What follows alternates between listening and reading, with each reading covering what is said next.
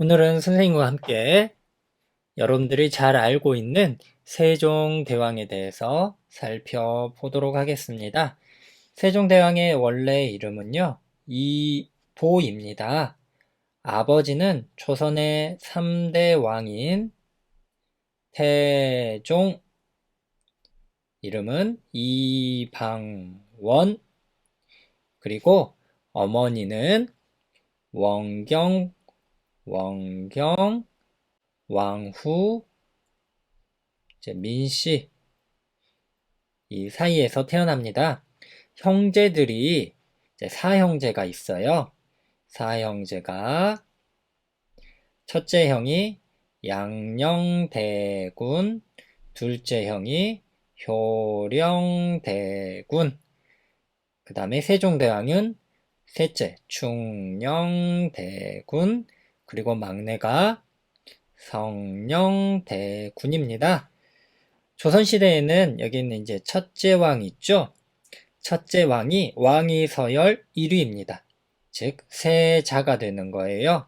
그러니까 왕의 자리를 이을 첫째 아들입니다. 그러니까 충녕대군, 즉 세종대왕은 세 번째 아들이죠. 그러니까 왕위서열에서는 첫 번째가 아니고 세 번째였습니다. 첫째 형, 양녕대군은요, 세자가 되고요. 성격이 아주 활발해요. 활발한 성격이고, 글을 읽는 것보다는 어떤 무술 익히거나, 그리고 사냥을 즐겼다고 합니다. 둘째 형, 이제 효령 대군은요, 이제 사교적이고, 사람 만나는 거 좋아하고, 또 성격도 좋고, 또 효심도 아주 뛰어났다고 해요. 충녕대군은, 세종대왕은 어때요? 그렇죠. 책 읽는 거 좋아하고 성품이 온화하고 여러분이 알고 있는 그런 성격이 어렸을 때부터 이제 나왔다고 합니다. 또 차분하고. 그런데 원래대로라고 하면 조선의 4대 왕은 양녕대군이 되어야 되겠죠. 하지만 양녕대군이 무예나 사냥을 좋아하면서 또 공부를 멀리했대요. 그래서 아버지 태종이 나중에는 결국 양녕대군이 아닌 충녕대군으로 세자가 이제 바뀌게 됩니다. 이때가 1418년이에요. 그로부터 2달 후에 충녕대군이 왕위에 오르게 됩니다. 그래서 조선의 4대 왕 세종이 되게 돼요. 세종대왕은 이제 왕위에 올라서 여러 가지 일들을 했거든요. 그걸 조금 구체적으로 살펴보도록 할게요. 먼저 군사적인 거 보도록 할게요. 세종대왕은 1419년에 당시에 일본, 즉 왜구가 우리나라에 침입해서 사람을 죽이고 물건을 빼앗는 일이 아주 많았어요. 그래서 이때 그 왜구들이 살고 있는 스시마 섬으로 이종무 장군을 이제 보냅니다. 그때 이종무 장군이요, 군사 1만 7천 명, 와, 많은 숫자를 보냈죠? 얼마나 많이 약탈하고 빼앗았으면 이 군사 1만 7천 명과 함께 전함을, 그러니까 배를 227척을 보냈어요. 다 소탕하겠다는 그런 굳은 의지가 담겨져 있겠죠? 그래서 스시마 섬에 이제 보내서 결국은 여기를 다 정복을 하고 당시에 그 스시마 섬에 살고 있는 그 성주에 이제 항복을 받아내게 됩니다.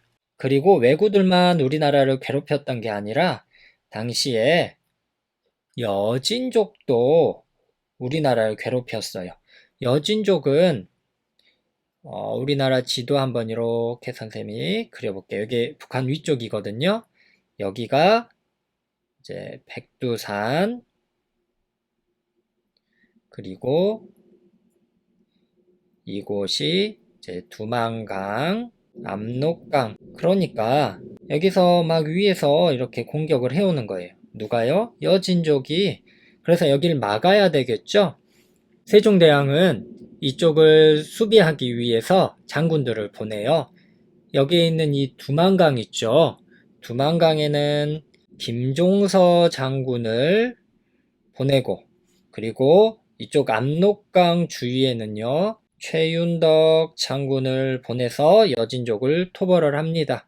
김종서 장군은 이곳에 육진을 세워요. 진이라고 하면 지금 말로 요새고요. 최윤덕 장군은 이곳에 사군을 세웁니다. 군은 뭐냐면 마을이에요. 마을. 그러니까 마을을 만들어서 사람들이 이쪽으로 이주를 시켜가지고 여진족이 쉽게 이제 쳐들어올 수 없게, 그런 방법으로 사군 육진을 이쪽 위쪽에 개척을 하게 됩니다. 여러분, 세종대왕 하면 빼놓을 수 없는 게 바로 우리나라의 문화, 그리고 과학기술을 크게 발전시킨 왕이라고 여러분들 알고 있죠? 이것들이 이루어진 장소가 대표적인 곳이 집현전입니다. 이 집현전 하면 여러분 바로 떠오르는 거 뭐 있어요? 그렇죠? 훈, 민, 정음이 떠오르죠? 세종대왕은 집현전에서 집현전 학자들과 함께 이 훈민정음을 이제 만들어냈죠. 훈민정음뿐만 아니라 이 집현전에서는요, 여러 가지 책들을 만들어냈어요. 의서, 사람의 건강과 관련되는 의서, 의학서적, 그 다음에 가장 중요했던 농서. 당시 조선은 농업이 위주의 사회였기 때문에 농사가 아주 중요했죠. 그리고 음악 등에 관련되는 책을 썼습니다. 의서로 살펴보면 질병의 원인이나 증상에 따라서 처방을 어떻게 할 건가 정리한 향약, 집성방, 그리고 농서로 살펴보면 우리나라 풍토와 기후에 맞는 농사법을 소개한 농사직설이라는 책을 펴냈어요. 음악 한번 봐볼까요?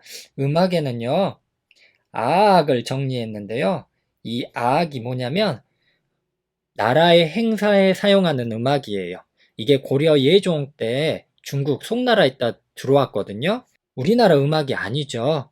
그래서 세종대왕은 당시에 뛰어난 연주자였던 박연을 통해서 이 아악을 정비를 하게 됩니다. 그래서 조선만의 음악을 만들어내고 또한 자체적으로 편종과 편경이라는 악기도 생산을 합니다. 그리고 세종대왕의 이제 문화적인 뿐만 아니라 과학기술적인 거 한번 살펴볼게요. 과학기술적에서는 천문 관측기구 한번 살펴보도록 하겠습니다. 세종대왕이 있었던 당시 조선은요, 농사가 주로 지었었죠. 그래서 기후를 알고 미리 대비하는 것이 아주 중요했어요. 그래서 장영실과 함께 앙부일구, 그리고 해시계, 또한 물시계 등을 만들었어요. 그리고 자경루는 이제 규칙적으로 떨어지는 물방울의 양으로 시간을 측정할 수 있는 기구거든요. 그래서 이것을 통해서 이제 농사를 이제 잘 지을 수 있게 그렇게 연구를 한 거죠. 이것뿐만 아니라 혼천의라는 별자리의 각도를 측정하는 기구도 만들었어요. 얘를 통해서 이제 달력을 제작할 수 있게 되었습니다. 그리고 천문 관측기구뿐만 아니라 강수량 측정 기구도 함께 이제 발명을 했어요. 강수량이 왜 중요해요? 농사 지을 때는 가뭄과 홍수에 대비를 해야 되겠죠. 그래서 비가 얼마나 왔는지 그 양을 측정해서 누적해 놓은 게 아주 중요합니다. 추구기라는 것을 이제 발명을 했는데요. 이 추구기는 세계 최초로 발명한 기구예요. 이 추구기가 1442년에 이제 사용됐거든요. 근데 당시 150년 후에 이탈리아나 영국에서는요, 1600년도에 이와 비슷한 강수량을 측정할 수 있는 기구를 만들었어요. 약 150년 정도 일찍 우리가 강수량 측정 기구를 발명을 한 거죠. 그리고 또 하나, 수표라는 것도 이제 발명을 했거든요. 수표는 뭐냐면 하천이 얼마나 깊은지 낮은지 정도를 재는 기구로 하천이 범람하는 걸 알려주는 그런 어떤 도구입니다. 지금까지 선생님과 함께 조선 초기 문화와 과학 기술의 발전에 아주 큰 영향을 미친, 그리고 왕위에 있던 32년 동안 조선 왕조 500년을 통틀어 가장 눈부셨던 시기를 만든 왕인 세종대왕에 대해서 살펴보았습니다.